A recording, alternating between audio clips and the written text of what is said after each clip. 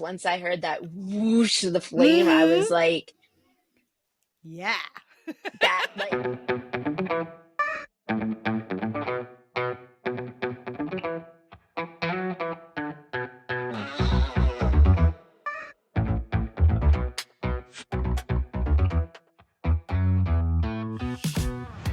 Hello, hello, hello, and welcome to Well Shit. It really is that simple. I'm Claire. And I'm Serena. On this podcast, we help you to understand about your 12 universal needs, why they are currently not being well met, How to meet them in ways that work for you, and how to consistently do so in quick, easy, and simple ways that fit seamlessly into your life. we'll also help you to understand how doing so will have a positive ripple effect in literally every area of your life. If you like what you hear, sign up for more support with meeting your needs with your weekly Universal Needs notes at theuniversalneeds.com. And enjoy the show. Hello, hello, hello. hey, everyone. So, something monumental has happened here in the UK today. I was able to walk in just a tank top today. It's not going to last. So I'm not like, it's not like, oh, summer is here. But I'm like, oh, I actually, like, I got warm, like, while wearing a jacket while out for a walk. And I'm like, what is happening?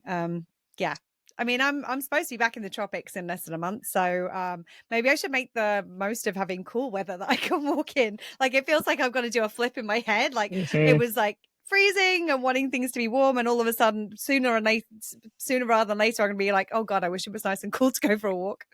You're going to get smacked with that curtain of just humidity that is the tropics. It's funny, I remember many years ago, we were on a flight to Orlando, me and my family, and behind us there was a family who obviously the family had been before, and they were bringing the grandmother for the first time. And there was this little kid, he must have been, I don't know, about 5 years old. And he's chatting like the whole way there on the plane. He's like, you wait, grandma. You're like, you wait, like you walk out at the airport and then just this wall of heat hits you. And it's like, and it was super cute. Now, interestingly enough, I actually didn't know this about Florida at the time. He obviously didn't know this about Florida at the time. We were actually traveling over there in February. Now, there are times in February where Florida can get cooler than anyone who doesn't live in Florida would expect it to get.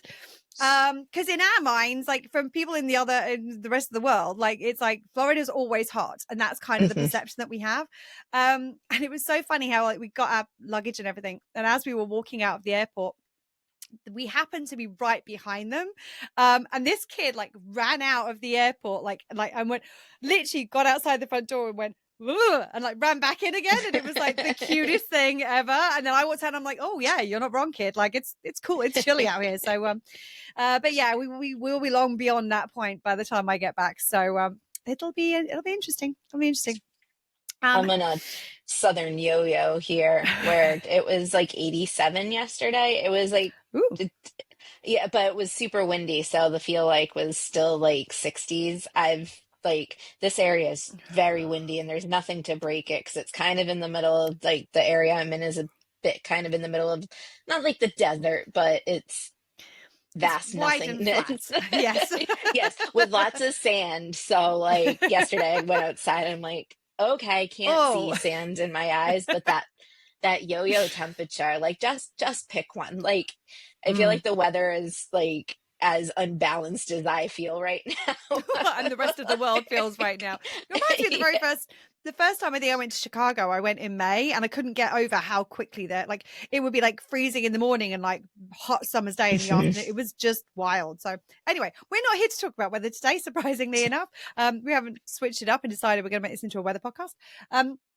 God, I've just realized it's so British of me talking about the weather. Like, it's such a British thing to do.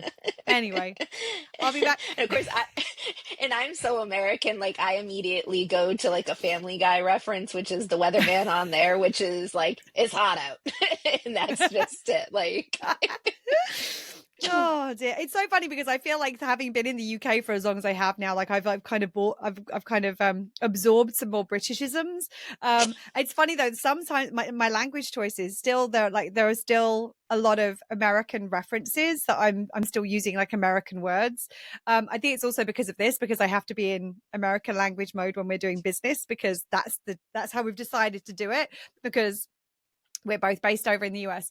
So I like at the moment I have no clue. Like my brain has no clue which language it's speaking. I mean, technically both English, but I'm curious to see how things like how British people perceive me as when I get back to the US again, having been here for a while, and people will be like, "Oh, she's taken on some things while she's been away."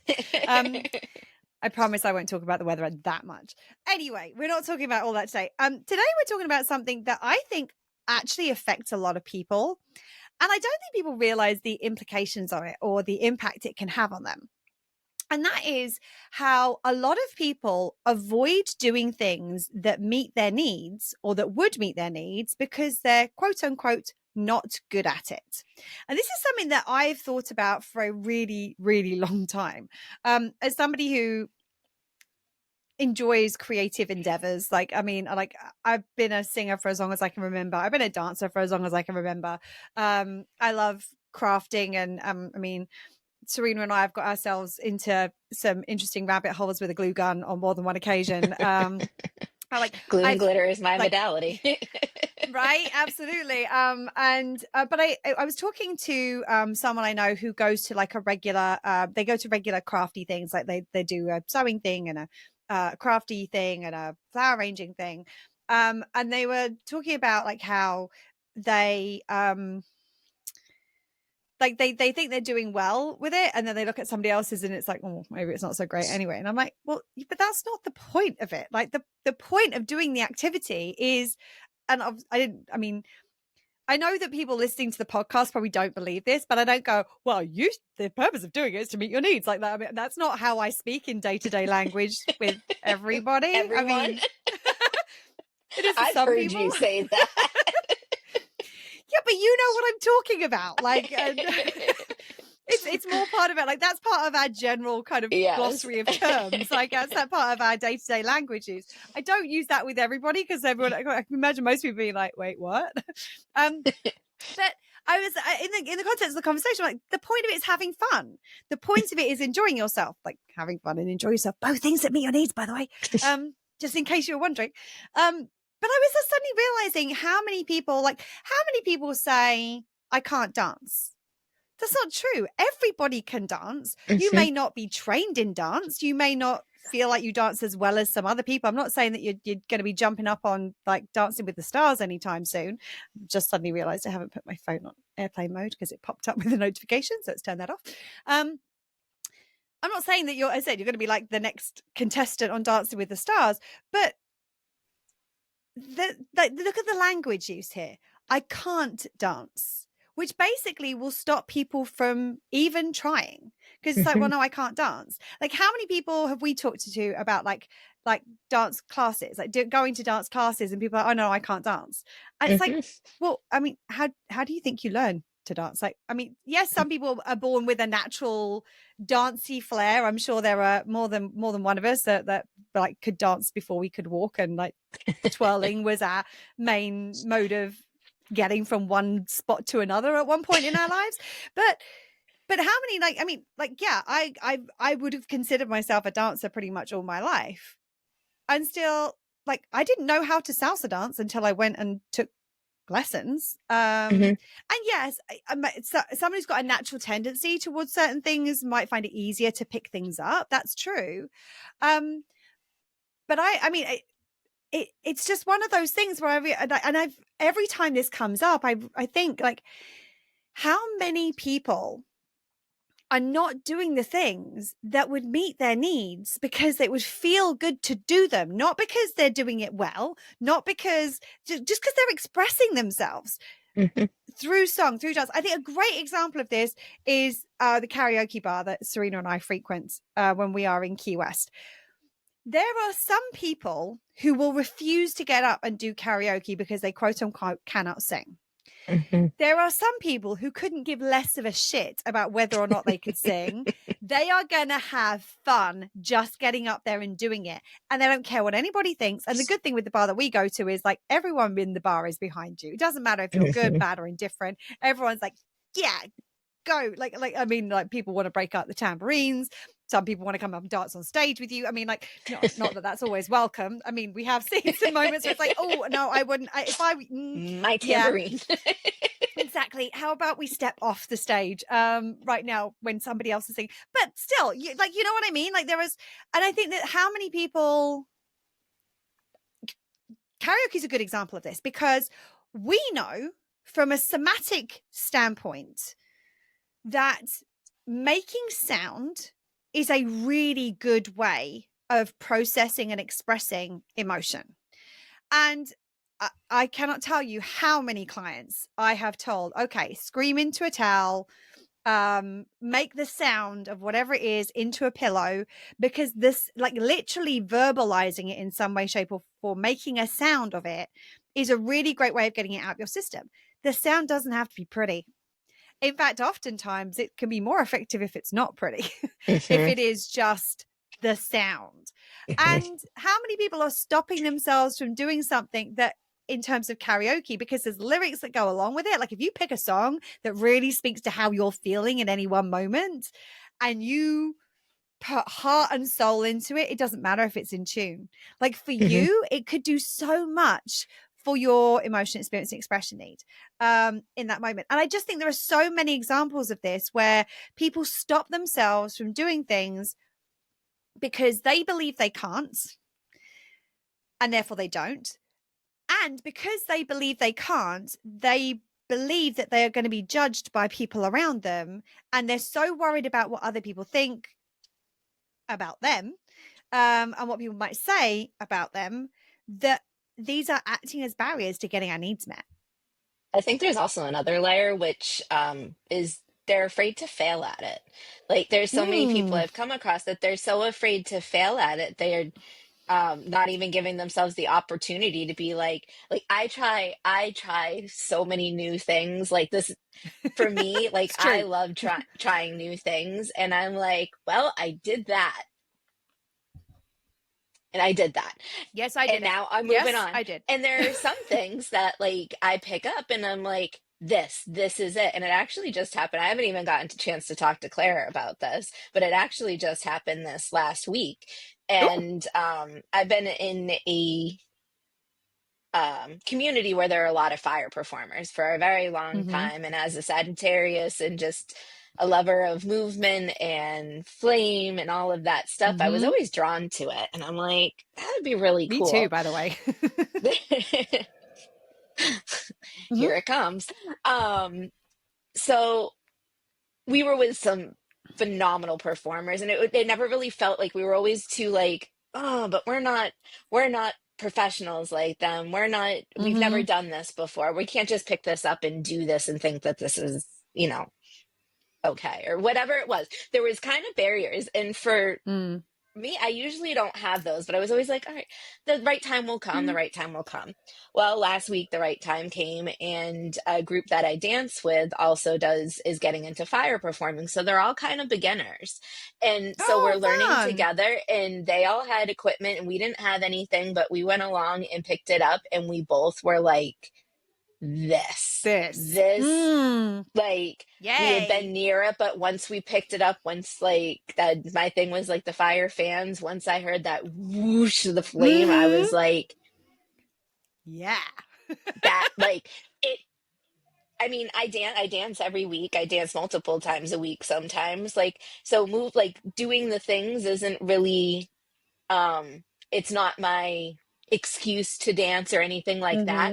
There was something about adding that fire to it that brought it together for me and fulfilled me in a different way, and I was able to express different things that way. And like it kind of makes me a little bit, I don't know if sad's the right word, but I'm like, I wish I had just picked it up sooner, because like I could have been fulfilling this need that I didn't even know I had. Like, yeah, there is no need that says you need fire in your life, but there are different aspects of your needs that fire will fulfill. I mean, my personal power need, my value need, like there was so much engulfed in that flame that I was holding for that. And I love that.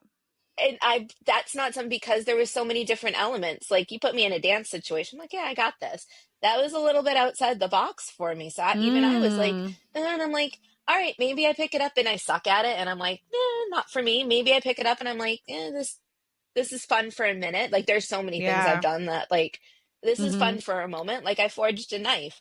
Really cool. Glad I did it. Do I think that I'm gonna become a blacksmith forger? No. No, I'm not. Like I'm shocked. No. I was totally sure that was your destiny, is to become a blacksmith forger. But hey, we can be wrong. you, you know what I do like really like get something out of glass blowing.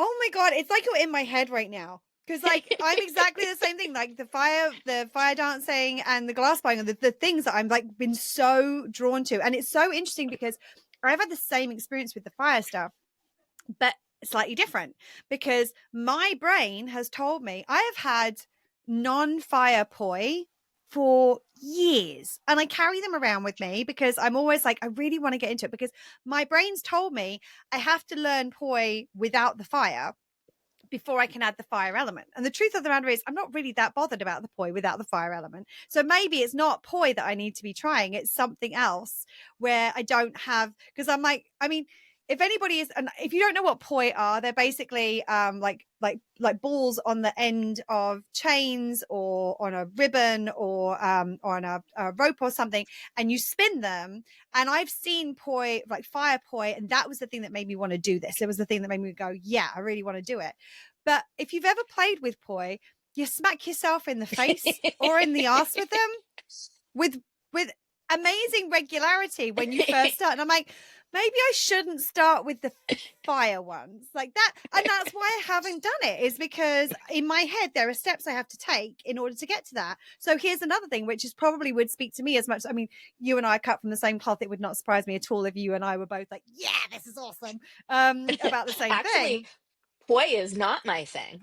I have tried poi. I Oh. do not like getting hit with the ball. My arms are short. I'm short and Mm-hmm. small, and I whack myself.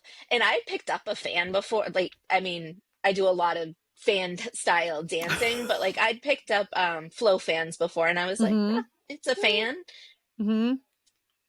Put fire on it." I'm like, On it. these are Yeah. my Yes. fans. Ah! And I And never it's like you never would have thought gone. I never would have thought I'd be into glass blowing. Like I don't I've only done it a couple of times in like a one Mm-hmm. kind of class session, but that's something I'm like, yeah, like and now I like it helps me identify things with fire. Those are going to actually probably meet Yes. my needs a little bit more. So like where Mm-hmm. can I bring in fire elements? Like nope, I'm usually not walking around being like where can I find fire? You Like, liar, you are so. I mean, let's be honest. I do A like little to bit. find a fire Little a bit. little bit. But I think that's true. Again, like this is a really good example, because like both of us love things that are connected to fire. And yes, we are fire signs, so there's probably a bit of that associated in it. But like I love like an open fire, like a fire pit, a bonfire, a log fire, anything like that. I'm like, A oh, this match. feels really good. Yes. I'm like huddled around this match. This is so cool. But I even can't like say I haven't just lit in that. I mean, like I'm actually making myself sound like something I'm not. But no. like Well, I'm and gonna it's like stop. even things like with incense. By the way, did you see the video I sent you earlier today? Have you seen the video I texted you earlier today? No, I did not. No. So I'm going to tell you about it just because it's so relevant. So both of us like incense. And but there is a specific kind of incense that I really like more so than others. And it's the incense that you put onto a charcoal like circle, and then you put the incense on the top, because I think of the smoke, it reminds me of fire, as opposed to the incense sticks where you light the end, and yeah, there is technically a trail of smoke. It doesn't have the same feel for me. Like there's a version of it that works better for me, and it's because I've tried these different things. The video I sent you earlier today was a girl saying basically, like I thought I'd light some incense today, and you can hear this noise in the background and you can't quite figure out what it is. I thought I'd light some incense today because I thought it would be nice. And she turns the camera around and it's a sparkler. She's lit the end of a sparkler, like because it looks like stick incense, and she stuck it into the incense holder and lit the end, and is like, well, there we go, that's it now. Because I can imagine us just going, can we just light sparklers, right? Like, do we have to do incense? I mean, like, I'm looking at my little stick holder over in the corner right now. I'm like, that seems really unsafe in the situation I'm Well, currently in you can do get indoor sparklers, can't you? There are ones that are made for indoor and outdoor. Well, at least there were in the UK. They used to be. oh, I think Anyway, America, we just light it and let it spark. I didn't know there were I different feel like ones. That makes sense. we're sliding down the fire rabbit hole right now. This whole episode was not meant to be about Yes. fire, but listen to us. Listen to us talking about these things. And when we talk about the things that we really connect with, even if we're not actually necessarily that good at it, these are things that's like, oh, I get so much more enjoyment out of this because it's something we connect with. And I think people limit the things that they use to meet their needs to things that they perceive are objectively good. I mean, okay, let's take it in a slightly different direction. Art. Now, art is very subjective. There is some art that I look at it and I go, I think a 3-year-old could have done that. No judgment. I'm like, there are certain art that I don't get. There's certain pieces of art that I do get. Like there's a piece of art that went for, I don't even know how long. There was the banana duct taped to a wall. Like in terms of like understanding what is good art and what is not good art, it's very subjective. So if you're telling me I'm not good at art, if you're telling me you could duct tape a banana to a wall, I'm going to call bullshit.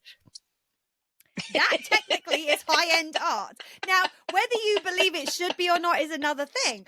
But art is a form What's of your expression. why? Want to prove I'm good at art? Duct taped a banana to a wall, done. I wonder if they tried duct taping other things to the wall. I don't know. I don't actually know what that piece of art is about. And that's the thing. I don't know what the why is. Go on. You need to remind me to tell you something that's on my bucket list now. It can't be on video, so Okay. it just if I didn't see, everyone listening is as curious as I am right now. The thing is, I'm going to find out. It could be on video, but it's going to go through my head unless I say it right now. So done. Now y'all get to wonder what kind of shenanigans I'm up to. And shenanigans they will be. I can guarantee you of that. Yeah, but I think I'll fill everybody in after it gets checked off. Yeah, and I think the thing is like if you are expressing there are people who literally make art by throwing paint at a canvas. That's it. There are people who make art literally just by crayons across the like it's all arts. And as I said, I know that I implied like a little bit of judgment in the sense that there are like some like I think a 3-year-old could have done that. Just because a 3-year-old could have done it doesn't negate its value. It doesn't negate it being something that somebody could have enjoyed doing. But I think that so often we look at what we create with such a critical eye and we say that isn't good. And I'm going to challenge you. If you look at art that you create and you go, that isn't good, I'm going to challenge you to look at some of the pieces of art that are considered good and look at it and go, this is just my version of it. This is my expression. And I think that's the thing is that I think a lot of people, they do creative endeavors to create something perfect rather than to have a form of expression. And one is in the program, we talk about these illusions of success that we have in life, and one of them is perfection. One of them is another one is achievement. Like one of them is about like these illusions of success. I will be successful at this if I am good at it. I will be successful if I have done this thing.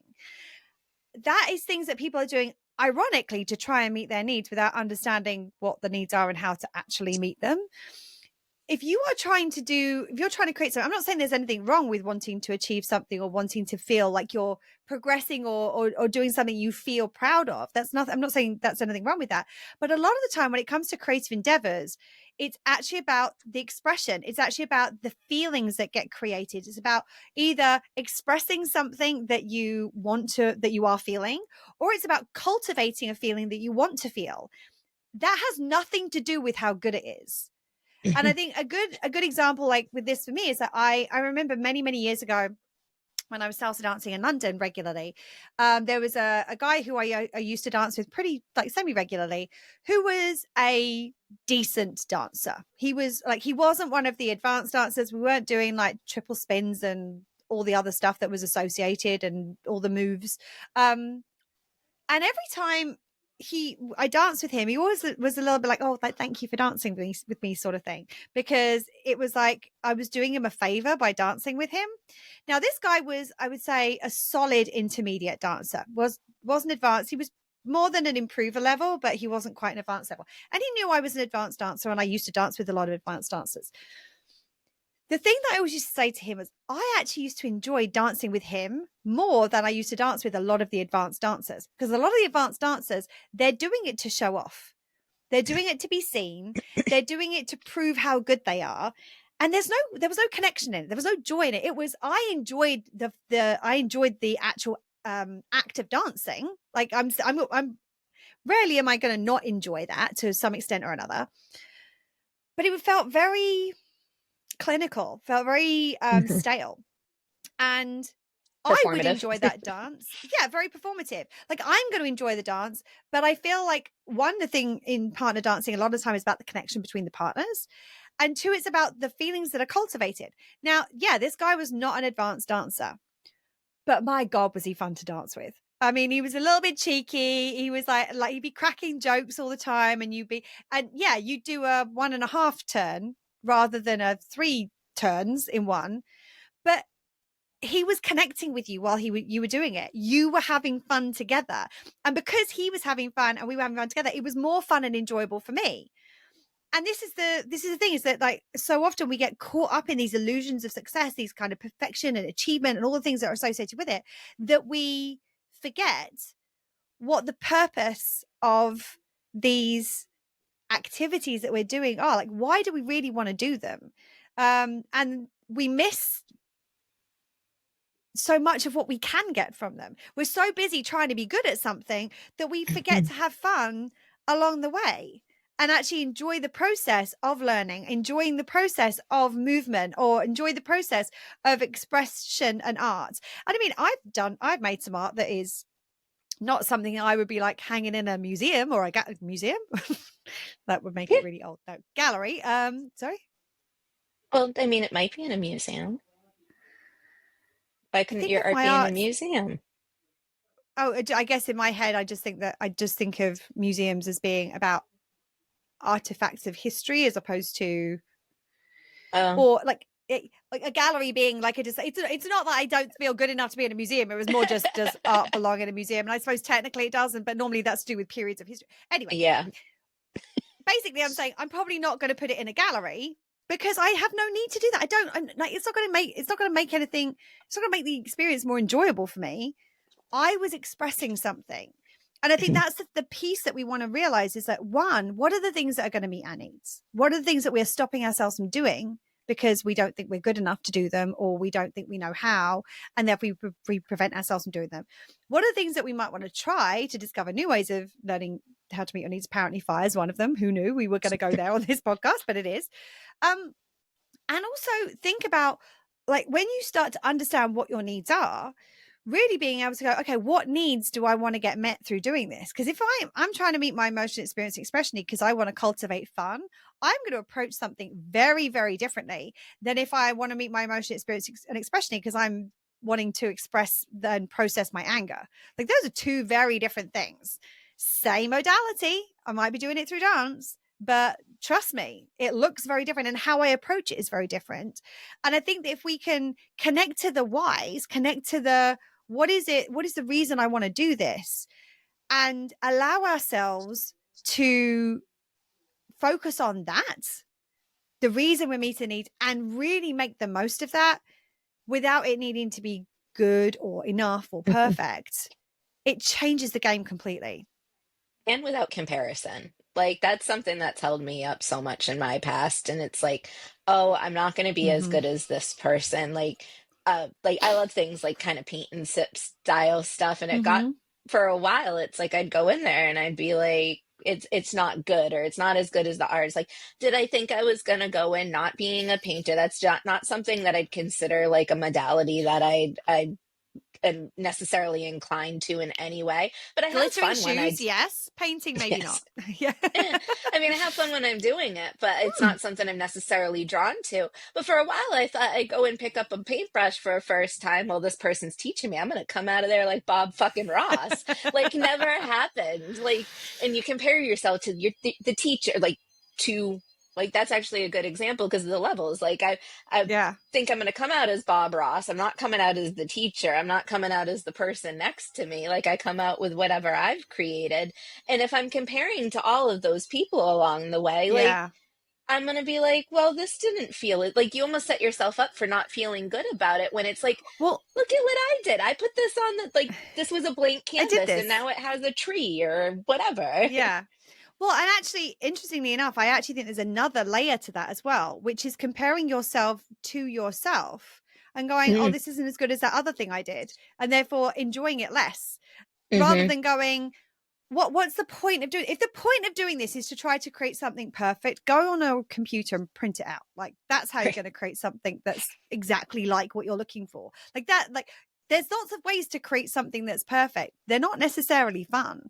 If the purpose of doing the thing is to enjoy the process of doing it, enjoy the process of doing it. Mm-hmm. And the funny thing is that, like, even like, there are sometimes it can be really when you don't worry so much about what it is you're creating and just enjoy the process of it, you end up creating something a little different to what's expected. And that's okay, because you can find new things. Like the thing, and the other thing that kind of is jumps to me when you I want to circle back to something you said earlier, was you said about, like, people are afraid of failing and therefore they don't try. And it reminds me, there's a quiz show that I often watch with my mum when we're together, called House of Games. Now, it is one of the most ridiculous quiz shows you've ever experienced. I'm just gonna lay it out there that the rounds and the things they ask people to do, like the final thing is like the final round is always what they call answer smash, and they have a picture of something and then they have a question, and there is an overlap between the end of one of those words and the beginning of the other, and you have to smash them together and basically not speak about the individual things. Like, so I'm trying to think of an example. So say it was like, one is like, what's the road that Sherlock Holmes lives on in London, and what is this? And it's a picture of people doing street dance. It would be Baker Street dance. So you would have to, so it's Baker Street and street dance, and you smash the two together. It's ridiculous. It's absolutely ridiculous, but it's really fun. And I remember watching, and basically it's celebrities that do it, and then they have the same celebrities every day for Monday through Friday, and at the end of the Friday somebody wins I think they describe it as the most disappointing trophy on television or something like that. So it's like, it's the whole thing is just a big, like tongue in cheek thing. And there was a girl on there who doesn't view herself as very smart. And some of the, like, while it is a ridiculous game show, there are some things that, like, you need a certain amount of knowledge to be able to answer some of the questions. Like one of the rounds is, they call it highbrow, lowbrow. There's like a highbrow question, and if you can get it right from the highbrow question, you get 2 points. And there's a lowbrow question with the same answer. So if you only get the lowbrow question, it's 1 point. So you do need some kind of smarts to be good at this game. And this girl obviously didn't see herself as being particularly smart. But my God, did she try? And like, she was like, and I think she actually won one of the days of the week, because she just kept trying. Like, she kept pissing her buzzer. Even if she had no clue what the answer was, she'd make a guess. And it was so beautiful to watch, because how many people hold themselves back and therefore miss out on the opportunity to win I mean, if you've ever seen House of Games, the host's name is Richard Osman, and the individual daily prizes are like somebody described it once as tat. It's like different things with like his face on it. So it's like a piece of luggage with his face on it, or a fondue set with his face on it, or a tape measure with his face on it.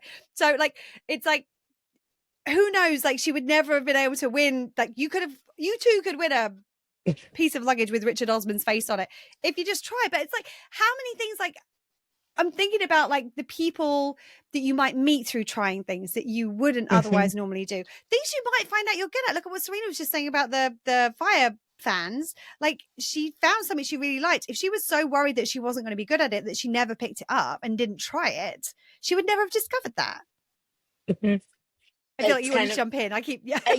yeah, it reminds like a lot of people, like ourselves sometimes included, we're so in our heads about these things that we don't let Yeah. it, like the experiences that we're having become like full body because we're thinking about how to make it perfect, how to achieve, how it's going to compare. We're thinking of all those things that we're Mm-hmm. saying, like push What's the out the artist door. thinking of me? What's this person next to me thinking of me? Right. And what came to me is something silly. Like, our group of friends likes to play Heads Up. We get super Mm-hmm. excited about it. There's lots of jumping, there's lots of True. yelling, lots of excitedness because we're just in it.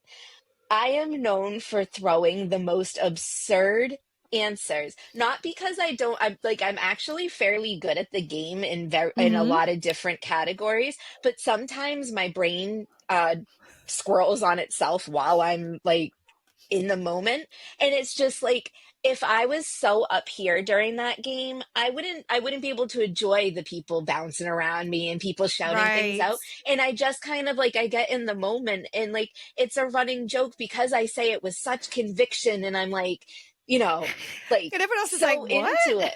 They're like, that's not correct. And I'm like, oh, all right. And like, and I could get down on myself and be like, well, now I'm not going to answer. And then like you kind of Right. retract back from it. Like Mm-hmm. something that simple. And it's something that because of the energy that's involved in it, it brings so much simple joy. And like, there's a point in my life that my head would have gotten in the way of that. And I just Yeah. thought it was an important thing to say because I think so often we're so Yeah. up away from our being because Yeah. society. Yeah, and I mean, I think, and this it's a little bit like the like if you're playing Pictionary, for example. Like Serena and I love playing Pictionary. A lot of people wait to venture a guess until they think they know what it is. Serena and I are really good at that game because we start shouting shit from the second the pen hits the paper, and honestly, some of the things that we hear, we're like, I have no idea why I said that. Like, but because we don't care about being wrong. It doesn't matter if we're wrong, especially. And this is a really good, actually example because what better place to play with this than games? Because it doesn't Mhm. matter. I don't think that's the thing. A lot of people are like, they want to win. And it's like, I don't give a shit who wins. I just want to have fun playing the game. And in fact, so much so that I had a birthday celebration a couple of years ago and I wanted to have a games night, but I really don't like it when it gets super competitive and people are worried about winning and losing. So I'm like, I'm going to design my own fucking games night. And that's what I did. I took all the board games away. I put all the cards for a whole bunch of different board games together. Everyone got to pick their own thing and we just had fun. No, there was no scorekeeping. It was just fun and enjoyable. And it took all that pressure away. And I Mhm. think that so often we have so much pressure and again, let's put a needs lens on this. What are the reasons that we allow ourselves to be held back? A lot of the time it's because either we're trying to get our needs met by being perfect, which is a very common pattern of behavior, or we are worried our needs will be unmet if we are not perfect. So we're worried that our needs will be compromised, that we will see ourselves as less valuable, or other people will see ourselves as less valuable, and we're dependent on how they see us in order to feel valuable ourselves. So there's all these different things that are just looking at that one thing and that one need that can be playing into this. And so the interesting thing is, the more you actually cultivate and support your needs in intentional, meaningful ways, kind of ahead of time, the easier it becomes to play with these things and to try these different modalities and to be like, it doesn't matter. I mean, it's like, many years ago, Serena gave me as a birthday present a painting by numbers thing for us to do together because it was COVID. We were stuck with a ocean between Bond us. between us. Yes, and we were trying to find, and she gave me this gift, and we basically had the same one, and we basically did a like nice little Zoom call where we played music, we like drunk tea and ate chocolates, and did our little and we just hung out while we were doing painting. Now the interesting thing is actually the painting itself is actually next to me. I'm still only part way through it. I've still got a little ways to go. The interesting thing is, I said to my niece a couple of weeks ago, a couple of days ago, did you see the painting that Aunt Claire's working on in the study? And she said no. And she came up and she was like, and she said to me, she said, I didn't know you could paint. And it was so interesting because my response is like, paint by numbers, not really painting. But I am. I've made that. Like the paint didn't get there by itself. I know how to color inside the lines, and sometimes we learn very quickly that actually it doesn't matter if I stay exactly inside the lines as long as it's roughly in the right place. That's all that. And all of a sudden, it was like there was this little 8-year-old who's like, "Oh my God, you're amazing because you can paint," and I'm like, actually, that is kind of amazing, and it's pretty cool. And why would I see it as anything less than amazing? Even if I totally quote unquote screwed it up, I'm still going to create something as long as I'm having fun while I'm doing it. Mm-hmm. That's the thing that matters. And so often, in fact, it was really interesting that the person I was having the conversation with about the other day about the crafting and the things that they were doing, and they said they had a small child in their life, and they said, oh, it's so good to have them around because it doesn't matter what it is that you produce. They're like, oh, it's beautiful. And I kind of feel like there's kind of two elements. There's two pieces to this. The first is it doesn't matter what it looks like for you to have fun doing it. You could create something that you're like, oh, I never want to look at that again, but I had fun doing it. A dancer, there's a lot of times, and I know Claire has this too, where we're watching somebody and it's hard to get out of dancer, performer, professional, that kind of the Mode. blinkers that you put on, and you're Yep. like, this turn is supposed to look like this because this is what it looks like. When I first got introduced to a static dance, I'm not sure if you know what that is. It's basically just feeling them, like whatever movements come out with whatever music is playing, you just do it. I've tried this a couple of times. Not really for me. Again, like I'll have fun while I'm doing it, but it doesn't really do for me what it does for other people. Once I got out of that self-judgment, judgment of other, all those things that were in the way of it, I was like, it does feel good to move my body kind of like however it wants to, not not in the 5, 6, 7, 8 movement. And then I'd watch the people do it. I'm like, wow, they're really getting into it. Like that, like you can tell like they're moving energy through their bodies, and you start appreciating other people doing things differently, not the way like that's the karaoke thing was hard for me at first too, because like I'd go in and I'd be like, oh, this isn't great. Like, because there are some people that are singing, like, they just are not on the pitch that we expect them to be or whatever it is. And it's like, it doesn't sound like the original sounds. It sounds completely different. Yeah. And I find so much more enjoyment watching those people, like, suck the marrow out of that song and just enjoy it for what it is. And it's like I enjoy life more when I'm watching people do things that like aren't perfect, I guess. Like I appreciate the person who's painting and it doesn't look like something that I could buy in the store, like off the shelf. It's like, oh, that's got character. Like we had our character a lot through this, I feel.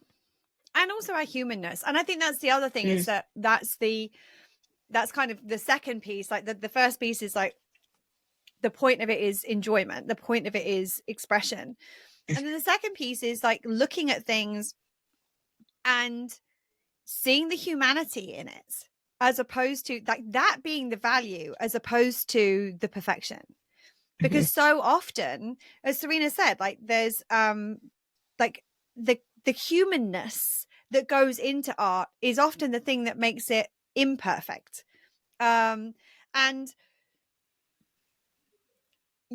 mean, I've seen, so even as people who are trained dancers, I can see somebody who is technically perfect as a dancer, but you don't feel anything. The beauty sometimes comes in those little flaws, in the ability to kind of almost lose it and pull it back or turn it into something else. It's like, oh, I was meant to go this way. I've gone that way. Oh, and now look what I've done.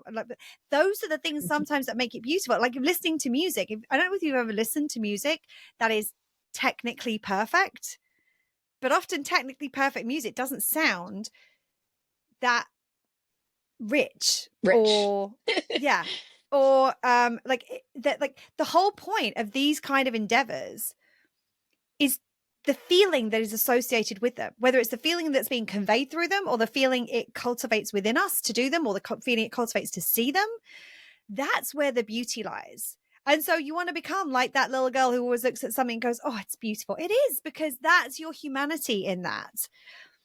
And I don't know if there's anything else you want to add. There's like one kind of final thing that I want to add. I don't want to like segue in a different direction. No, I'm good. Something that I've often thought about is that, like, when I'm out and about, and I think I might have seen something that prompted me to do this. I don't remember where or when it was, but if I'm out walking and I hear the birds singing, the birds aren't singing to be perfect. They're singing because they want to sing. And yes, it might be a form of communication as well. But so often, like when I'm out and about and I'm listening to that, I'm like, I want to be more like the birds, where I sing because I want to sing, not because I want it to be perfect. And I think that that's so often, like, finding the ways where you can start to play with this without so many of the factors that might cause you to withdraw or withhold is really important. So like I used to, like, something silly I used to do was when I went on a vacation by myself in Mexico a few years ago, and I go to the beach and I go in the water, and I was on my own, and often I would sing by myself in the water. I'd just go through my little repertoire of songs I wanted to sing by myself, not for anybody, just for myself. And nobody could hear me because I was on my own out there and there weren't like millions of people around. There's things that you can do where maybe you try. I mean, we talk about singing in the shower. Maybe you sing in the shower. Maybe you sing in your bedroom. Maybe you The car. just I try love seeing moving. people jamming out in their car, like Yes. really getting into this song. Like there used to be a point where like, oh, people are gonna look at me. I'm like, I don't care if people look at me for so many reasons at this point. But the one reason why I really don't is because I get so happy when I see somebody in their musical moment, like they are Britney at that moment. Like, I Right. mean, air conditioning blowing their hair back. Like, that makes me so happy to see people like, A, you usually can't hear Absolutely. these people. Yeah. B, probably doesn't sound like Britney. Maybe, but damn, they're having a good time and it looks like they're living their best moment. Like, Yeah. And I think that the more that we can play with doing this ourselves, and also the more that we can model doing this for other people around us, Mhm. like showing like it's okay to not be perfect. It's okay if you're making shit up as you go along. It's okay if it looks a little different to the way you were expecting it to, or most people would expect it to. And then especially like if we have kids around us, I think that Mhm. kids tend to be very good at doing this. And so often adults can sort of shut that down because they're focused on it being right or being perfect. There was a video that it reminds me of where it's obviously a father who is just like literally like this, looking to camera, saying something, and it's something like, I think my daughter enjoyed the Wicked movie or something. And all you can hear in the background is this little kid, and I'm reckoning she's probably about 6 or 7 based on the voice. She is belted her freaking heart out. There are excerpts of the entire Wicked soundtrack. And is it always on pitch? No. Is it like tonally perfect? Not even close. Is she living and breathing every single minute she is doing? You can just feel it in what's being said. And he's just letting her do it, and he's letting her live her best life in terms of just expressing herself. And I think that a lot of us, maybe as we were growing up, like especially if we had like generations above us who had the kind of, your kids like be seen and like kids be seen and not heard, or you should like sit still and not do anything, and or doesn't want things to get messy, so you can't kind of get crafty and what have you. I think that we maybe didn't do that for ourselves. There's an element of like reparenting this for in us, where we now get to give ourselves permission to play with all these things that we maybe didn't in the way that we want to as adults. And also we get to encourage the children around us to do the same thing, because as soon as you put these barriers up, they become these mental barriers that will stop you even thinking about doing the things that really could bring your heart alive. And I know that like the things that Serena and I do, like I don't know what I would do if I wasn't dancing.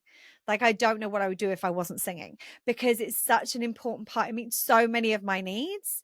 And even if I don't think I could do it well, I would still want to be doing it, because it's not the end product that makes me feel good. It's the act of doing it. And the more we can connect to the joy and the enjoyment or the expression of the doing of the thing, and become less worried about the perfection or the end product, the better our needs are going to be met. Anything you want to add before we finish I'm up? good. We go so many different ways. But yeah, I think this is something, and I'm like curious, like what are the things that you want to try? What are the things that you know that you maybe don't do perfectly but really meet your needs? Like get in touch, share them with us, because I think that what we want to do is that what would be great is if we started to come up with like, and we have this already in the needs menus and in the program, is start to come up with a list of things for people to try that maybe they haven't. And they don't have to be things that, yeah, there's a privilege in being able to use fire fans or like buy poi, because we've got the ability to buy these things. And there's so many things you don't need to spend any money to be able to do.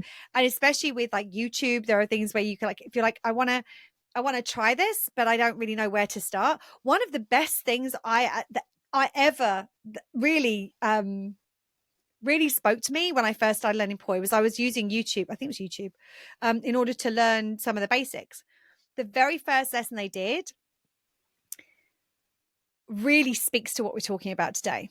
Because the very first lesson said, before you learn anything, go and just play with your poi without having any technique in your mind, without having any moves you should be doing.